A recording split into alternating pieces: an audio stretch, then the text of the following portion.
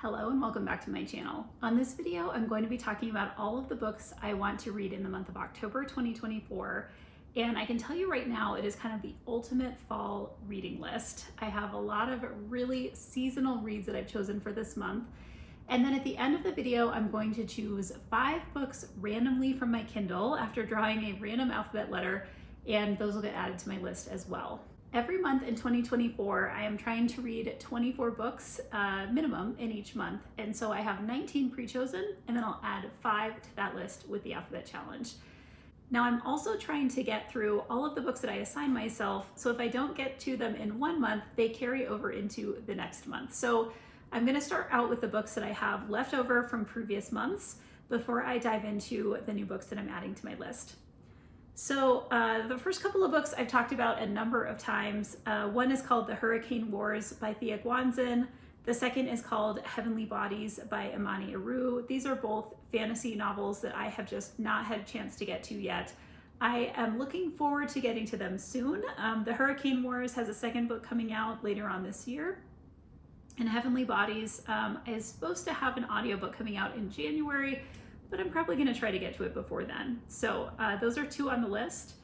I also have a few books from this last month that I was not able to get to. The first one is called The Bridge Kingdom by Danielle Jensen. I just ran out of time basically in trying to read this book, but I'm really looking forward to getting to it. It is the first book in the Bridge Kingdom series, also a fantasy novel. I also was not able to get to the 3rd book in the original Shannara trilogy. This is by Terry Brooks. The 3rd book is called The Wish Song of Shannara, and I was not able to get to this one. So I got through the first 2, but I still have the 3rd one to finish. And then the last book I've not been able to get to yet is The Will of the Many by James Islington. This is kind of a dark academia mystery, and it is also a fantasy novel set with a magic system. It is the first book in the Hierarchy series, and it is the only book out in that series as far as I know. So those are the books that I have left over that I'm gonna keep on my list and try to get to in the coming months. But let's turn our attention to the books that I am adding new to my pile for October. So the first set of books I'm actually really excited about. This is a series of books that came out last year, maybe the year before, but I think it was last year, and they are called the Sweater Weather series. And it is basically 7 books that are all fall themed by a number of different authors. Now, I'm pretty sure these books are in the romance genre, so I'm looking forward to having something a little bit lighter that I can read throughout the month. But I put these on my list because I don't really want to read them at any other time of the year other than the fall. So I'm going to try to get through all 7 of those if I can. The other very fall-themed book that I put on my list is a book called If It Makes You Happy by Julie Olivia. And this is a romance novel that is set in the late 90s. And the author has been kind of like hyping this for a while, that it has these really specific vibes that are set in the fall, but they're also set in that time period. So I'm really looking forward to diving into that as well. Now, the other books that I have on my list are some of the books I was hoping to read in 2024. I made myself a list of 24 books in 2024 that I wanted to read, and one of the entries on that list was an entire series called The Red Rising Saga by Pierce Brown. Now, I would like to try to get through all 6 of the books in this series, which I have on audio. I also have in hard copy. I'd like to get through all of these books in the month of October if I can. So let me do a brief description of the first book in this series, which is called Red Rising. All right, so the description says, Darrow is a Red, a member of the lowest caste in the color-coded society of the future. Like his fellow Reds, he works all day, believing he and his people are making the surface of Mars livable for future generations. Yet he spends his life willingly, knowing that his blood and sweat will one day result in a better world for his children. But Darrow and his kind have been betrayed. Soon he discovers that humanity already reached the surface generations ago. Vast cities and sprawling parks spread across the planet. Darrow and Reds like him are nothing more than slaves to a decadent ruling class. Inspired by a longing for justice and driven by the memory of lost love, Darrow sacrifices everything to infiltrate the legendary Institute, a proving ground for the dominant gold caste, where the next generation of humanity's overlords struggle for power. He will be forced to compete for his life and the very future of civilization, against the best and most brutal of society's ruling class. There he will stop at nothing to bring down his enemies, even if it means he has to become one of them to do so. So there are 6 books in the Red Rising saga, and we'll see if I can get through all of them in the month of October. I think that dystopian fiction is a great kind of like October, has a great October feel. It's often very spooky. Okay, now the box set that I chose for myself in October, I do a box set challenge every month of box sets that I own but I haven't gotten to yet, is one called Shades of Magic by Victoria Schwab. Now, this is a trilogy, and I will give you the description of just the first book in the trilogy. It says, Kell is one of the last Antari, magicians with a rare, coveted ability to travel between parallel Londons, red, gray, white, and once upon a time, black. Kell was raised in Arnis, Red London, and officially serves the Marish Empire as an ambassador, traveling between the frequent bloody regime changes in White London and the court of George III in the dullest of Londons, the one without any magic left to see. Unofficially, Kell is a smuggler, servicing people willing to pay for even the smallest glimpse of a world they'll never see. It's a defiant hobby with dangerous consequences, which Kell is now seeing firsthand. After an exchange goes awry, Kell escapes to Grey London and runs into Delilah Bard, a cutpurse with lofty aspirations. She first robs him, then saves him from a deadly enemy, and finally forces Kell to spirit her to another world for a proper adventure.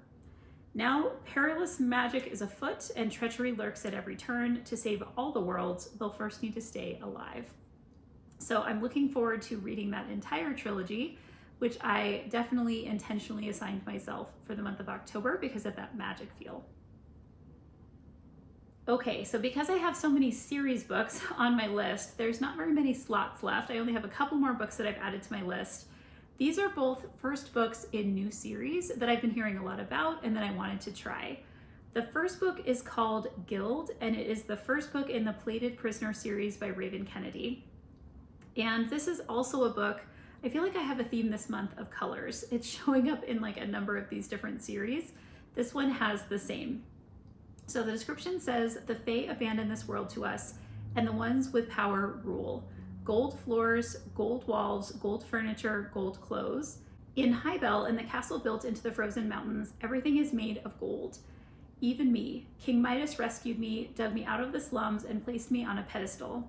I'm called his precious, his favored. I'm the woman he gold-touched to show everyone that I belong to him, to show how powerful he is. He gave me protection, and I gave him my heart.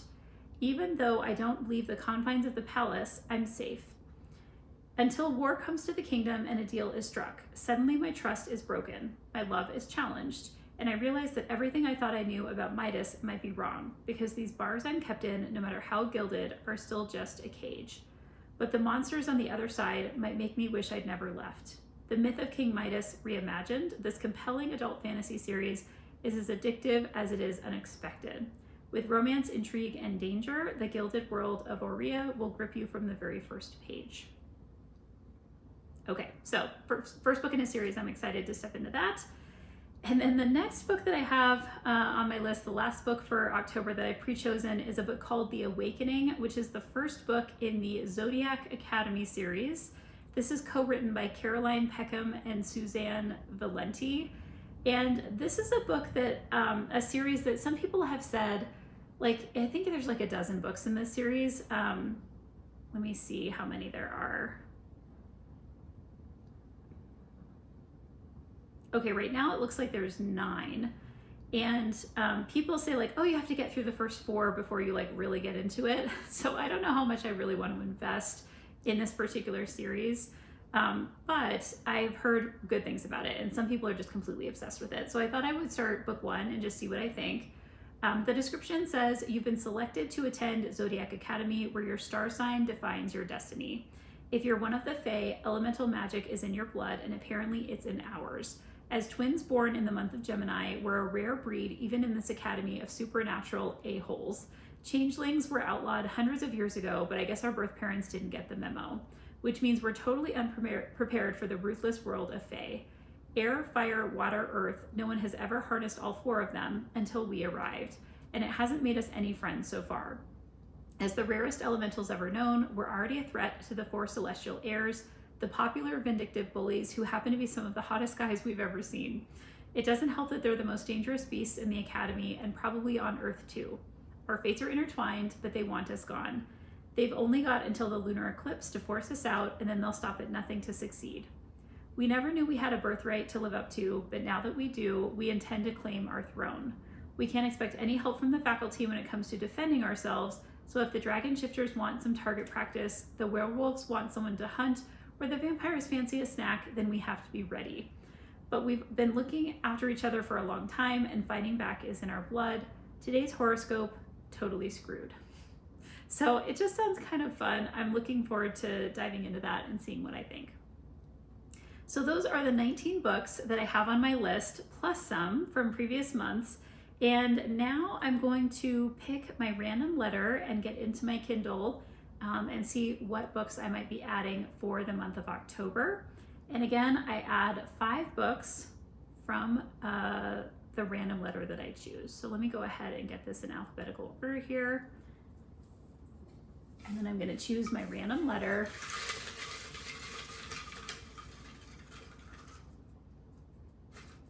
All right, the letter I've chosen is J. So let's see what kind of J books I might have available to choose for this month.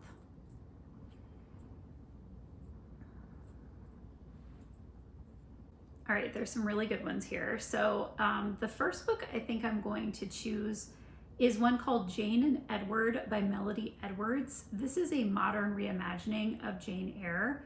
And this is one that's been on my list for a while, and I haven't read Jane Eyre in a while, so I'm wondering if I need to go back and read Jane Eyre before I read this, but I'm gonna go ahead and add that to my list. It looks fun. So I'm gonna add that to my list.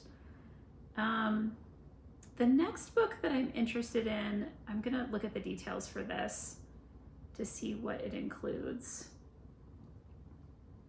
Okay, so this is a book called Jinx. It is by Jessica Huntley, and it says that there's a British soldier, Amy, who's hailed as a hero for saving a man's life, but traumatic flashbacks of the explosion and a loss of confidence force her to hide from the limelight. 12 years later, Jones, the man she saved, is arrested for a murder he claims he didn't commit. Can she believe him when she has a history with the victim and Jones has a tendency for violence? Amy must discover the truth, even if it means losing her job, all while trying to live a normal life and start dating again. But can she put the past behind her, even when it's determined to destroy her by opening up old wounds? So it has kind of like a subtitle, The Next Unputdownable Psychological Drama That's Action-Packed from the First Page. So I'm gonna go ahead and add that to my list for October. The next book I'm gonna add to my list is a book called June 1st by Jennifer Hartman. And this is a standalone forbidden romance. It says, want to know what happens to a man who barely claws his way out of tragedy only to fall right into the arms of the one girl in the world he isn't allowed to love. Another tragedy, that's what. When Brant was 6 years old, his father made a choice that altered the course of his entire life. Because of what he did, the only girl Brant ever loved became the only girl he couldn't have, though in a lot of ways he did have her. He had her first steps, her first words, her first smile, he had her milestones. He had her heart so woven in his, he didn't know where she ended and he began. Only as the years passed on, lines become blurred, and the blurrier the line, the easier it is to cross. They say tragedy comes in threes. For Brant, that was true. The first one changed him, the second one broke him, and the third one healed him. But at the center of all of that tragedy, there is a love story. Okay, so I will add that to my list for October. Another book I'm going to add to my list is a nonfiction memoir. It is called The Journal of Best Practices. It is subtitled A Memoir of Marriage, Asperger's Syndrome, and One Man's Quest to Become a Better Husband by David Finch. And if you've been following for a while, you know I'm reading a lot of books on neurodiversity, so I'm going to go ahead and add that in to my list for October as well. All right, the last book I'm going to choose is one called Just One Damn Thing After Another. It is the first book in the Chronicles of St. Mary's series by Jodi Taylor. And this is a series I've been wanting to try for a while. I think I own several books in this series and I've been wanting to kind of test it out and see what I think. So here's the description of the book. It says, when Dr. Madeline Maxwell is recruited by the St. Mary's Institute of Historical Research, she discovers the historians there don't just study the past, they revise it. But one wrong move and history will fight back to the death. And Max soon discovers it's not just history she's fighting. This is for fans of Jasper Fforde, which is another author that I really enjoy. And it's described as a great mix of British properness and humor with a large dollop of historical fun. So that looks like a fun one to try out. So I'm going to add that to my list as well. So those are the 5 J books that I'm going to add to my list in the month of October. I think it's going to be a really great reading month. So I hope you'll check back at the end of the month to see what I was actually able to get read. And until then, happy reading.